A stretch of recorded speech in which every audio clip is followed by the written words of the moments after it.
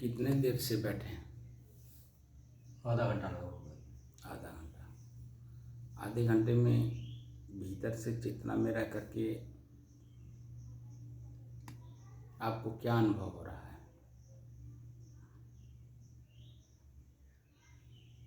चेतना में रहने पर भीतर से मन कितने देर में एकाग्र हुआ, स्थिर हुआ? अब सर जैसे ध्यान लगाने पर मतलब थोड़ी देर बाद में तो हो जाता है 5-7 मिनट बाद में, लेकिन यह है कि 10 मिनट 5 मिनट बाद में फिर विचलित हुआ करता फिर आवा करता। हाँ, ख्याल होता रहता है। जी।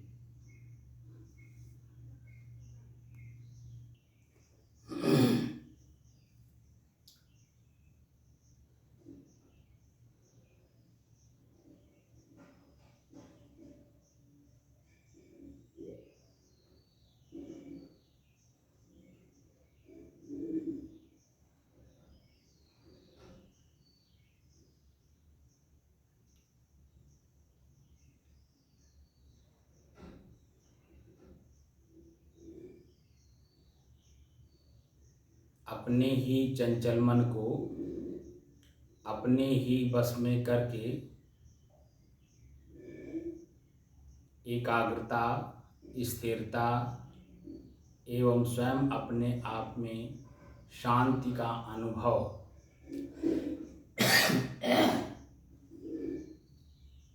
करने की दृष्टि से साधना करते करते आज 978 दिन हो गए। तारीख 12 जुलाई सन 2024, दिन शुक्रवार, प्रातः काल का समय।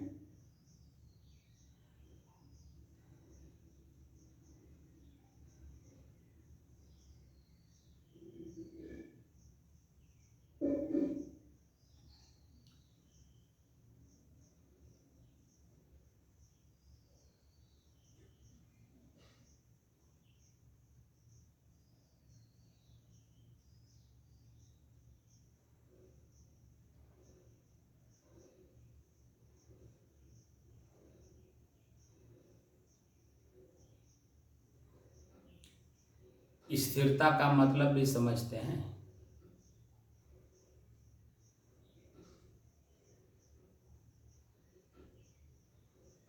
स्थिरता मतलब एक जगह खड़ा रहना,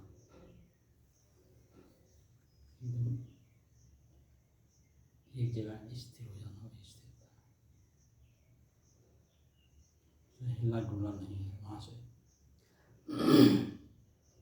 जैसे पानी होता है जब स्थिर हो जाता है तो अपना चेहरा दिखाई देता है।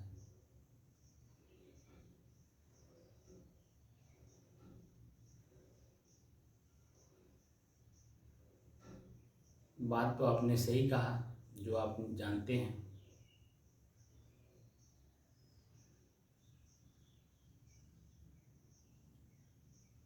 यहाँ स्थिरता का तात्पर्य हुआ,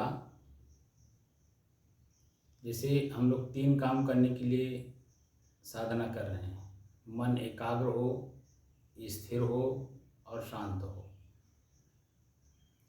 तो एकाग्र का मतलब हम कई बार बता चुके हैं, स्थिरता का भी बता चुके हैं, और भीतर से शांति का जो अनुभव होता है उसके बारे में भी मैं बता चुका हूँ कि शांति भी मैं नहीं हूँ, ये भी बता चुका हूँ।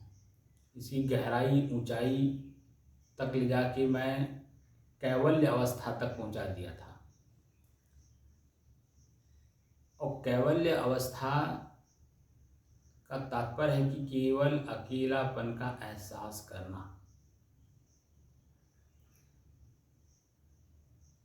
कि मैं अकेला हूं। अब यहाँ पर जो मैंने प्रश्न पूछा स्थिरता का, तो स्थिरता के पहले एकाग्रता है। हमारे मस्तिष्क में भीड़ चलती है, यादगारों की, ख्यालों की, स्मृतियों की। वह सभी स्मृतियाँ, ख्यालें, यादगारें जितनी भी मन मस्तिष्क में उभरती हैं, वह सब सिर्फ एक पर आकर के स्थिर हो। और वह एक जो मैं बताता हूँ वो क्या है? अपना श्वास। तो जब श्वास को देखने का प्रयास करेंगे तो स्मृतियाँ, ख्यालें, यादगारें जो भी हमारे मस्तिष्क में हैं, एक रील के रूप में भरी पड़ी हैं, वह सब भूल करके सिर्फ श्वास पर मन केंद्रित रहेगा। और लगातार जब हम श्वास को जितना देर हम बैठे हैं उतनी देर तक देखते रहें, वही स्थिरता है, मन की स्थिरता। लगातार इसी श्वास पे सबसे पहले तो जितनी भीड़ है वो छट जाए, और छटने के बाद अपने श्वास पर टिके, और टिक करके जितनी देर हम बैठे उसी श्वास पर ही वो मन केंद्रित रहे, सिर्फ देखे, उसे स्थिरता कहते हैं। और इसी स्थिरता में ही शांति का अनुभव होगा, क्योंकि भीड़ छट गई ना जी। भीड़ छटी तो अपने अकेलेपन का एहसास होगा और वही शांति का अनुभव होगा।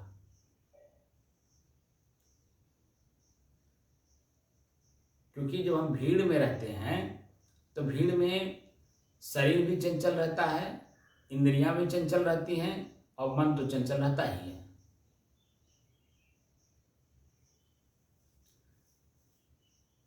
जब भीड़ छट जाता है, अकेले हम होते हैं, तब देखिए कि शरीर भी स्थिर हो जाता है, शरीर में जो इंद्रियां हैं वो भी स्थिर हो जाती हैं, और जो इंद्रियों के द्वारा देखे सुने हुए स्मृतियां हैं, ख्यालें हैं, वह भी एकाग्र हो जाता है। और भीड़ से जब हट गए, एकाग्र हो गए, और भीड़ फिर आने वाली नहीं आपके पास, वही आपकी स्थिरता है। क्यों? क्योंकि आपको अपने काम याद आएंगे कि मेरा अपना काम क्या है। भीड़ में अपना काम याद नहीं आता है कि मुझे भी कुछ करना है। लेकिन जैसे आप अकेलेपन का एहसास करते हैं, भीड़ से अलग हटते हैं, तो तुरंत आपको ख्याल में आता है, अरे भाई मेरा भी कोई काम है, मैं भी किसी काम से आया था। तो भीड़ को देख करके मैं भी भीड़ का हिस्सा हो गया। तो मेरा अपना काम क्या है?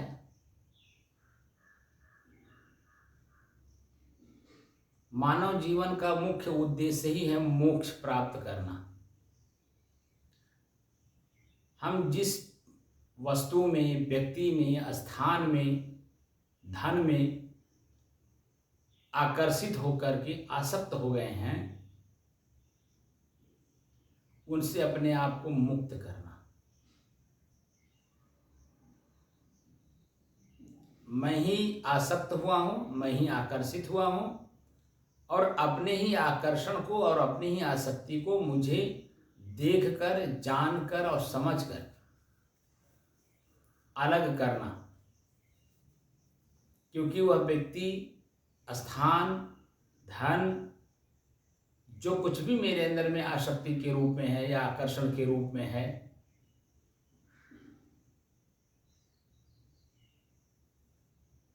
वह मेरा अपना ही बनाया हुआ है। अज्ञान दशा उसी को कहते हैं। और इस मानव जीवन में भी अगर आप देखें, इसीलिए 4 अवस्थाएं बनाई गई थी। जो 25 साल की अवस्था होती है वह अज्ञान दशा ही होता है। हर वस्तु को, व्यक्ति को, स्थान को, धन को हम छू करके देखना चाहते हैं।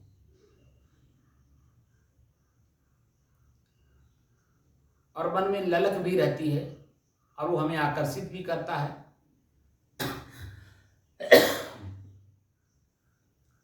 जो ललक है या आकर्षण है वह मेरे भीतर में इच्छा के रूप में रहता है कि ये भी मैं कर लूँ, ये भी मैं कर लूँ, ये भी मैं कर लूँ, जो सभी लोग कर रहे हो मैं भी कर लूँ। जैसे करके आपने यानी उसे छू करके देखा, तैसे उसके वास्तविक स्वरूप को आपने देखा कि मुझे जला देगा, मुझे दुख दे देगा, मुझे पीड़ा दे देगा।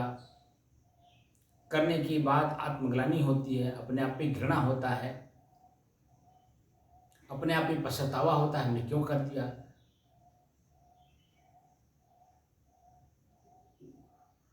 वहाँ पर ज्ञान दशा शुरू होता है, और वही ज्ञान दशा अगर स्थिर रहे और दोबारा हम ना करें उस कार्य को, कितना भी कोई हमें लालच दे दे, आकर्षित करे, लेकिन हम किसी भी दशा में, किसी भी सूरत में हम उस कार्य को नहीं करेंगे अगर अपने आप में दृढ़ हैं। तो ही आपकी ज्ञान दशा और एकाग्रता है, क्योंकि आपको पता चल गया कि इसको छूने के बाद क्या इसका परिणाम सामने आता है। और अगर आप एकाग्र हैं और किसी भी सूरत में उस कार्य को दोबारा नहीं कर रहे हैं, तो उसी में ही आपकी स्थिरता दिखाई देती है। तो लोग डरते भी हैं आपसे कोई काम कराने में कि भाई वो बड़े समझदार व्यक्ति हैं, बिना समझे बिना जाने वो काम नहीं करेंगे।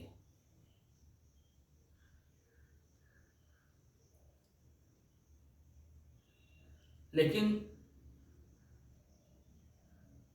जब बिना देखे, बिना जाने, बिना समझे आप करते चले जा रहे हैं, पश्चाताप भी करते जा रहे हैं, और भीड़ जो अंदर में है वो तो है ही है, और अलग से भीड़ जुटाए जा रहे हैं भीतर में, तो ना आपकी अहमियत भीतर रह जाती है अपने आप में, और ना ही समाज में आपकी अहमियत रह जाती है। लेकिन जब आप स्थिर हो जाते हैं तो आपकी अहमियत हर जगह दिखाई देती है। यही समाज के लोग आपको एक अलग पद दे करके आपको संबोधित करते हैं, एक अलग नाम दे देते हैं, एक अलग आपका महत्व दे करके आपको संबोधित करते हैं।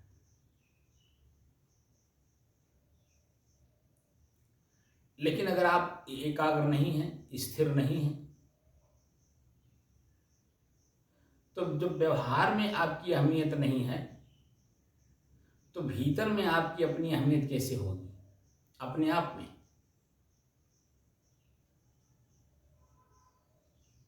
क्योंकि जो आँख से हम देखते हैं, कान से सुनते हैं, जीभ से स्वाद लेते हैं, यानी शरीर और शरीर के पार्ट्स के द्वारा जो हम क्रियाएं करते हैं, वो क्रिया सत्य मान करके करते हैं। और जैसे सत्य मान करके आपने किया, वह दृश्य नहीं रह जाता है, वो क्रिया नहीं रह जाती है, वह व्यक्ति नहीं रह जाता, वह स्थान नहीं रह जाता है, यहाँ तक कि हमारे शरीर की वो अवस्था भी नहीं रह जाती है।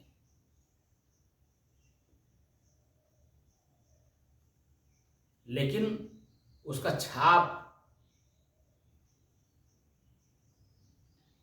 उसकी परछाई, उसका संस्कार आपको बार बार याद करा करके सुखी दुखी, प्रसन्नता पीड़ा आपके भीतर ही वो देता रहता है। हमें अपने ही दुख सुख से, प्रसन्नता और पीड़ा से मुक्त करना है।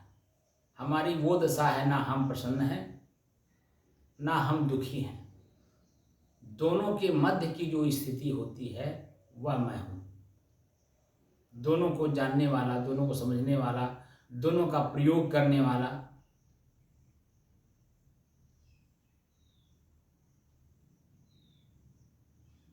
जो मध्य की स्थिति है वो हमारी है।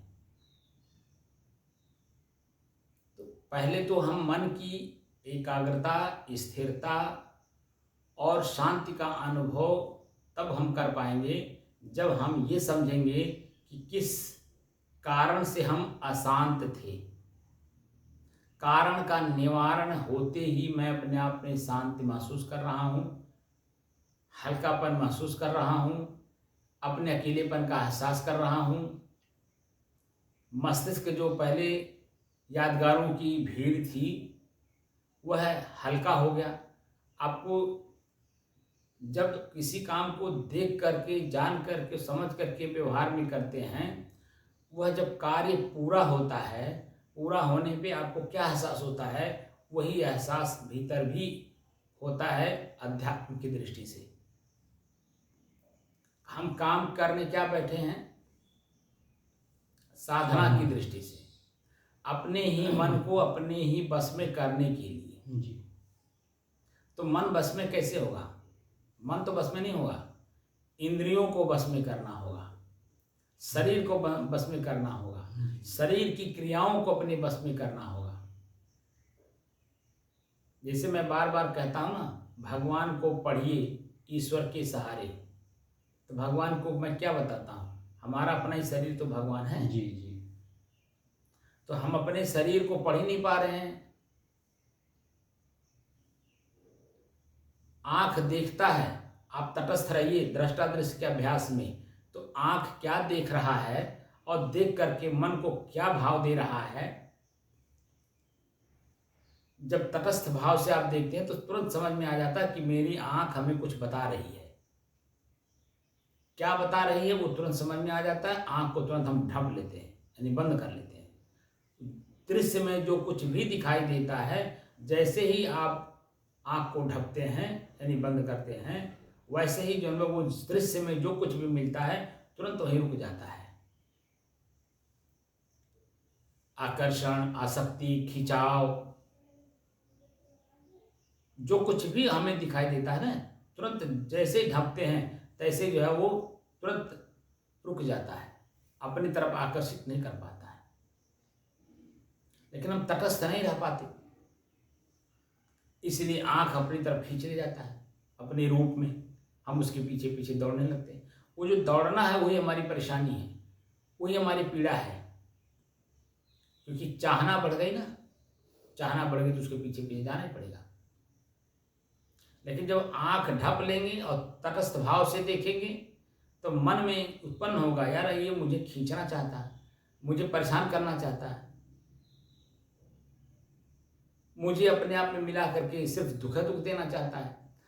सुख तो क्षणिक होता है, क्षणिक सुख दिखा करके, क्षणिक सुख को ही बहुत बड़ा पहाड़ जैसा सुख दिखाता है और उसके पीछे पहाड़ जैसा दुख जब मिलने लगता है तब पश्चाताप कराता है। तो वो जो आंख का दृश्य है, वो दृश्य में क्या है ये हमें देखना होगा। इसीलिए जो आपने कल कहा कि बचपन से ही करना चाहिए, तो मैंने रोका आपको। कम से कम 25 साल की अवस्था होनी चाहिए। संसार में जितनी भी वस्तुएं हैं, स्थान है, जो दुख सुख है, वो सब जब आप भोगे रहेंगे, यानी स्पष्ट रूप से देखे रहेंगे, तो जो साधना करते समय हम लोग साधना की जो पद्धति बताते हैं वो तुरंत आप खट खट खट खट पकड़ते चले जाएंगे। और आगे हमें उस दृश्य का उपयोग करना है कि नहीं, क्योंकि शरीर में हमें प्रारब्धानुसार रहना तो ही है। तो जब तक हम शरीर में रहेंगे हमको इस बात का जानकारी रहेगी कि जो दृश्य एक बार मुझे सुख दुख दे दिए हैं उन्हें दोबारा प्रयोग करना है कि नहीं। अब प्रयोग करना है तो कितना करना है, कब करना है, कैसे करना है, किस रूप में करना है, ज़्यादा के रूप में करना है या कम के रूप में करना है या मीडियम के रूप में करना है, ये सब पता चल जाएगा। जैसे भोजन तो प्रतिदिन करना है, शरीर निर्वाह के लिए देना ही है, तो भोजन भी जब स्वादिष्ट हो जाता है, जीभ को मालूम होने लगता है, तो आप देखेंगे कि गले तक ठोस करके आदमी खा लेता है। तो ज़्यादा खा लिया ना, तो जब ज़्यादा खा लेगा अपने कैपेसिटी से, जो हमारे पेट की कैपेसिटी है उससे जब ज़्यादा खाएंगे तो लीवर को पेरने में दिक्कत होगी कि नहीं? जी होगी। तो उल्टी दस्त होगा कि नहीं? एक बार उल्टी दस्त आपको हो गई है, कलरा पकड़ लिया है, रोग उत्पन्न हो गए हैं, तो उसके बाद आपको हमेशा ख्याल रखना चाहिए कि कितना भी स्वादिष्ट भोजन हो, हमको एक रोटी कम ही खाना है। भूख से 1 रोटी कम खाना है। अगर 4 रोटी का भूख है तो 3 खाइए। उसको भी करके देखिए। और 4 रोटी का भूख है, चारों रोटी खा करके देख लीजिए।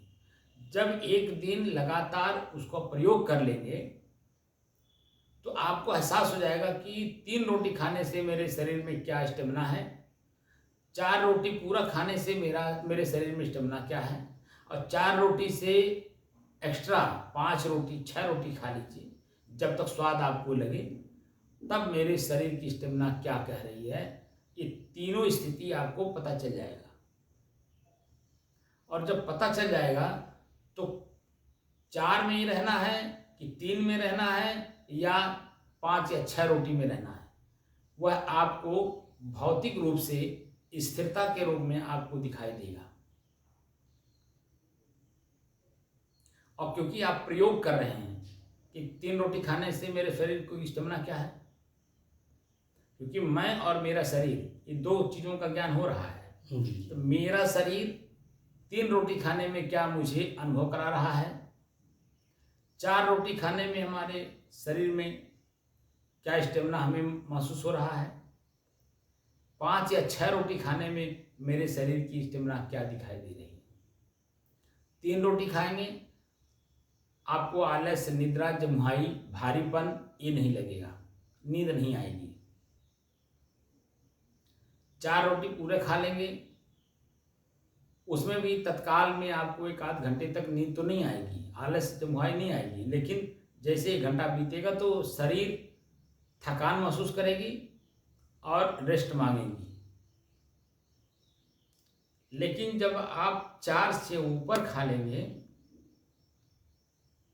तो जो शरीर की दशा होगी वो तो होगी ही होगी।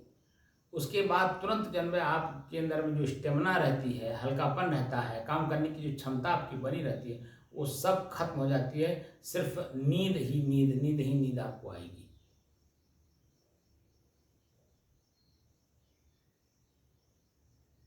तो अब आप समझ लीजिए कि आप क्या कर रहे हैं।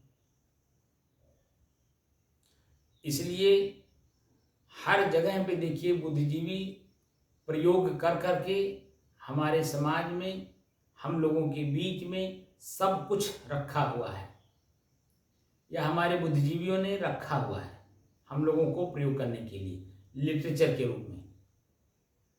हम उस चीज़ को पढ़ते जरूर हैं, सुनते जरूर हैं, प्रयोग करते जरूर हैं, लेकिन बार बार प्रयोग करने के बाद भी हम चेतनावान नहीं होते कि इसका प्रयोग कब करना है, कैसे करना है, कितना करना है।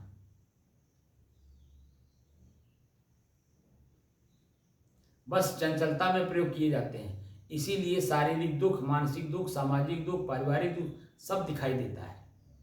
लेकिन जब हम चेतनावान होकर के कार्य करते हैं, अब प्रत्येक कार्य में हम चेतना रख करके काम करते हैं। चेतना का मतलब चित्त का प्रयोग करना।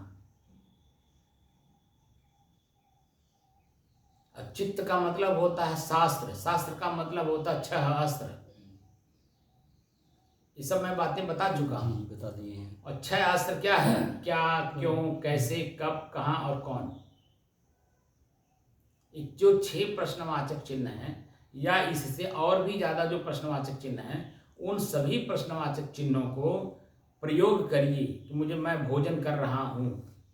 अपने आप पे पहले मैं भोजन पर बैठने जा रहा हूँ, तो कहाँ बैठूं, कैसे बैठूं, किस रूप में बैठूं कि आराम से हम भोजन को भीतर ग्रहण कर लें शांतिपूर्वक।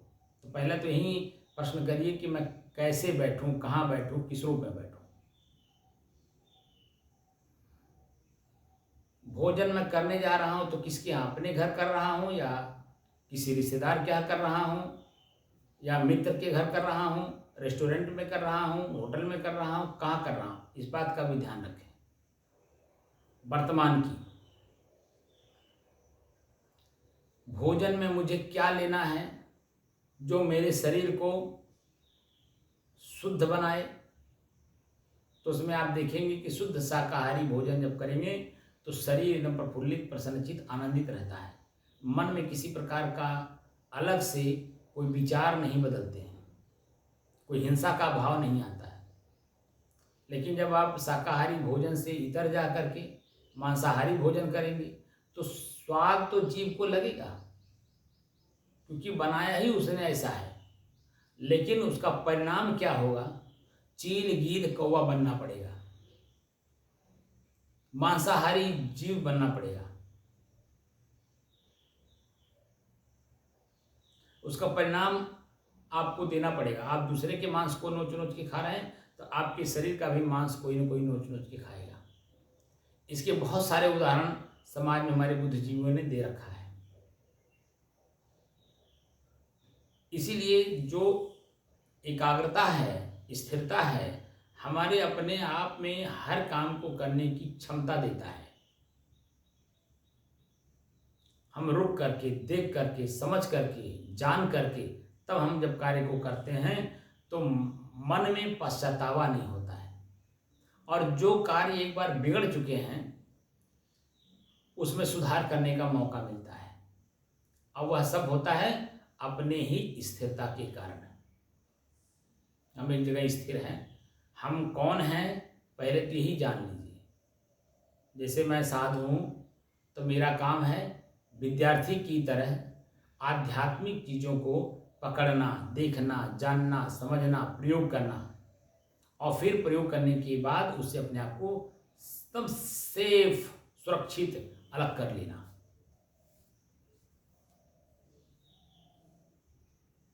तो हम लोग साधक हैं, साधना कर रहे हैं, साधु हैं, तो प्रयोग करके देखना।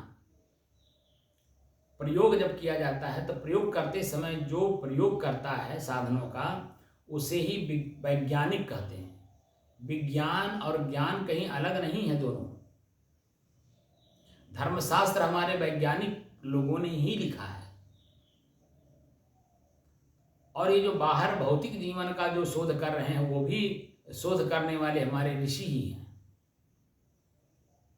एक भीतर से शोध करता है, वस्तु का प्रयोग करता है, एक बाहर से इस आंख से देख करके।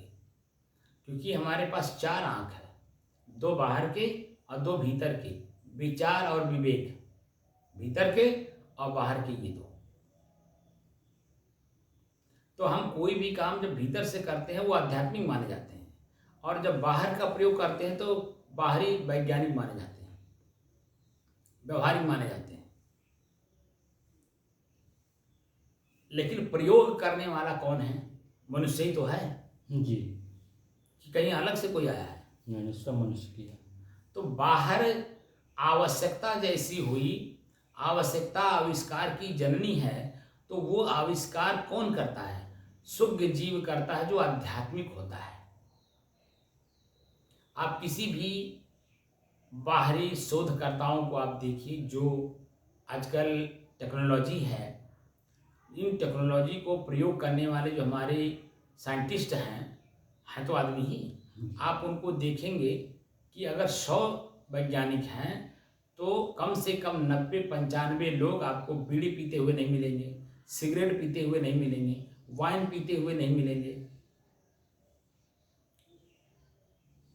और कम से कम 90%, 80 से 90% आपको देखिए मांसाहार नहीं मिलेंगे। यानी कि शुद्ध अपने आप में एकदम स्थिर होकर के किसी चीज़ की शोध करते हैं, और तब तक उसकी शोध करते हैं जब तक वो उनके दिमाग में जो है वो जब तक पूरा समाज के सामने प्रयोग करके दिखा नहीं देते हैं, तब तक वो लगातार चलते रहते हैं, और वह दिन रात एक करके काम करते हैं, स्टेमिना में रह के, चेतना में रह के, और प्रयोग करते हैं। आज मैंने कौन से वस्तु का प्रयोग किया, वो क्या काम किया, आज हमें क्या करना है, कल क्या करना है, कल की तो बात छोड़िए, आज जो कर रहा हूँ इसमें कितनी सफलता मिली, कितने लोगों का प्रयोग किया, कितना धन का प्रयोग किया, कितने सामान का प्रयोग किया, इस सब चेतना में रह करके वो लोग करते हैं। तो चेतनावान व्यक्ति ही किसानी करता है, चेतनावान व्यक्ति ही बिजनेस करता है, और चेतनावान व्यक्ति ही नौकरी भी करता है। तो देखिए हर जगह वो सफल होता है। लेकिन जैसे ही चेतना विहीन आदमी किसानी करे तो आप उसकी भी खेती देखते हैं, क्योंकि चौकन्ना नहीं है, खेत की क्या आवश्यकता है किस समय में, उसको कुछ पता नहीं है। जब पानी देना होता तो पानी नहीं देगा, जब खाद देना होता तो खाद नहीं देगा, जब उसकी देख रेख करना होगा तो निकम्मापन दिखाएगा, जाएगा ही नहीं खेत में। तो चेतनावान कहाँ है वो? और जो चेतना विहीन व्यक्ति बिजनेस करता है, आप देखेंगे कि दुकान में पहले 1 लाख 2 लाख रुपया लगा करके बिजनेस करना शुरू करता है, उसमें बढ़ोतरी होनी चाहिए। और विवेकहीन व्यक्ति, चेतनावान विहीन व्यक्ति, वो उसको देखेंगे कि वो धीरे धीरे वही सामान अपने खा करके जो है उसको नष्ट कर देता है, दुकान ही बंद हो जाएगी और फिर जो कहते हैं उसे गरीब बना रहेगा। तो कहीं भी आप देखेंगे तो आपकी चेतना के कारण ही जो कुछ भी दिखाई दे रहा है वो उसकी चेतना की वजह से दिखाई दे रहा है। और हम जो देख रहे हैं, हम भी अपनी चेतना की वजह से किसी को देख रहे हैं। हम अपने ही चेतना विहीन रहे तो दिखाई, सब कुछ सामने है, प्रत्यक्ष है, दिखाई नहीं देता है। इसीलिए एक दूसरे आदमी आलोचना करता है, क्योंकि वो चेतना विहीन। आलोचना करने वाला व्यक्ति खुद चेतना विहीन व्यक्ति है, उसकी आंखें नहीं खुल रही, उसको दिखाई नहीं देता, क्योंकि आंख पे पट्टी बांध रखा है आसक्ति का, आकर्षण का। और जब तक पट्टी खुलेगी नहीं, चेतना में आएंगे नहीं, हम एक दूसरे का सम्मान कभी नहीं कर पाएंगे। क्योंकि कान से सुन लिया, आंख पे पट्टी बंध गई, आंख से देख लिया, आंख पे पट्टी बंध गई, जीभ से स्वाद ले लिया, आंख पे पट्टी बंध गई, लिंग से स्वाद ले लिया, आंख पे पट्टी बंध गई। यानी उसी में आसक्त हो गए, उसी में आकर्षित हो गए। जब तक आकर्षण और आसक्ति मिटेगी नहीं, चेतना हमारे अंदर से जागृत होगी नहीं। इसीलिए अपने शरीर को ही हमें परिमार्जित करना पड़ता है। पहले आंख से देखिए, स्थिर होकर के देखिए, तो 2 रूपों में आप चलेंगे, एक अच्छाई के रूप में, एक बुराई के रूप में, एक प्रसन्नता के रूप में, एक दुख के रूप में। जो दृश्य सामने है, और दृश्य में ही हमें सब कुछ दिखाई देता है। दृश्य कैसा है, हमारी मनोवृत्ति वैसे बदल जाती है। इसीलिए स्थिर होकर के ही किसी भी काम को करिए। श्वास को हम देख रहे हैं तो स्थिर होकर के ही लगातार देखें, और जब स्थिर होकर के लगातार देखेंगे तो समय समय से इसमें सुगंध, दुर्गंध, सामान्य, ठंड, गर्म, शीतल, गीलापन, सूखापन, खिंचाव, तनाव, बिजली, दर्द, पीड़ा, सब कुछ दिखाई देगा समय समय से। तो हमें सिर्फ श्वास को देखना है, न कि दर्द, न कि पीड़ा, न कि कुछ नहीं देखना है। बस श्वास को लगातार देखते रहिए। और वह पानी के बुल्ले की तरह, पानी पहले से है, ऊपर से जो गिरता है उसी में देखिए, बूंद ऊपर से गिरता है तो बुल्ला बन जाता है, और फिर तुरंत ही जो मिट भी जाता है। ऐसे ही हमारी मनोवृत्ति है। दर्द, पीड़ा, प्रसन्नता, सुख, दुख, जो कुछ भी मन में उत्पन्न होगा वो पानी के बुल्ले की तरह होगा। बस क्षणिक उत्पन्न होगा, क्षणिक आपको अनुभव कराएगा, और क्षण में ही तुरंत भूल भी जाएगा, मिट भी जाएगा वो। लेकिन आपको श्वास को लगातार देखने नहीं देगा वो। जो ख्यालें होती हैं एक क्षणिक होती हैं। किसी भी तरह का ख्याल हो, स्मरण हो, स्मृति हो, वो क्षणिक होती हैं। आपके स्थिर होकर के श्वास को देखने नहीं देती है। ख्याल हो करके आपके लगातार श्वास को देखने में बाधा डालती है। बस इन्हीं बाधाओं को तो दूर करना है। बस लगातार हम श्वास को ही देखें, चेतना में रह करके, एकदम लगातार।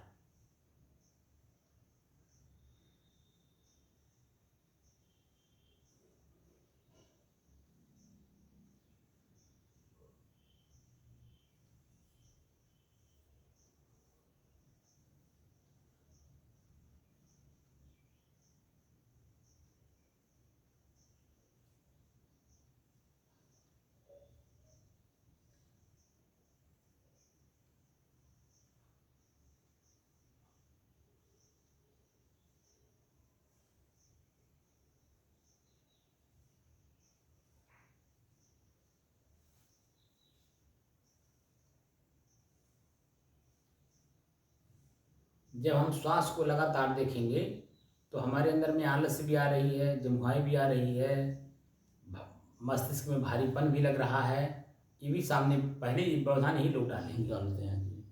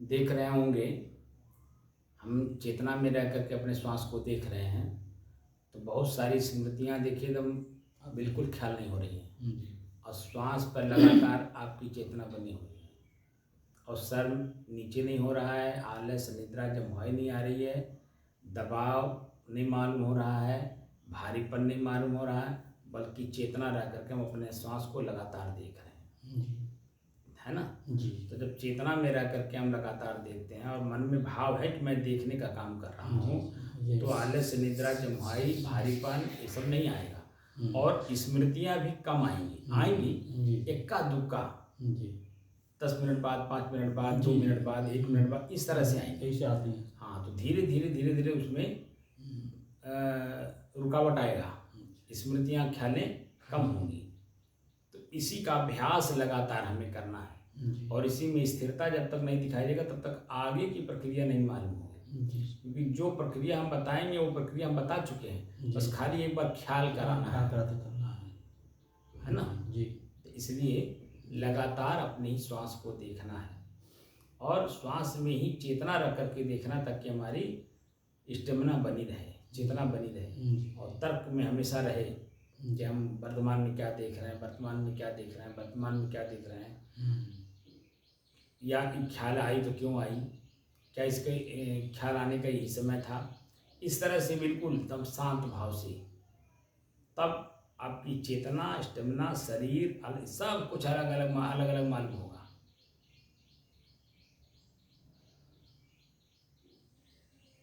सवा 7 बज गया। अपने ही श्वास को अपने से अलग हो करके चेतना में रह करके देखना, और चेतना चित्त का गुण है, चित्त का प्रयोग करना है, शास्त्र का प्रयोग करना है, हम क्या कर रहे हैं, तो क्या कर रहे हैं ये चित्त का ही काम है। तो उसी का उत्तर आपको अंदर से ही मिलेगा कि मैं साधना करने बैठा हूँ, मन का निग्रह करने बैठा हूँ, मन को यानी श्वास को देखने के लिए हम उत्सुक हुए हैं, अपने ही मन को अपने ही श्वास पर केंद्रित करने के लिए कार्य कर रहा हूँ, है ना जी।